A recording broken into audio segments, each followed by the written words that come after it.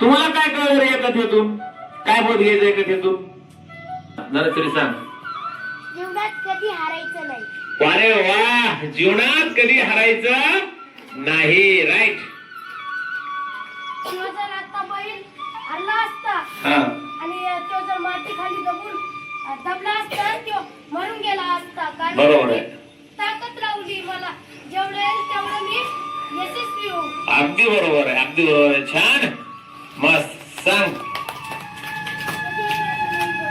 हा, कधीही प्रयत्न नाही सोडायचे. अरे वा वा वा वा वा.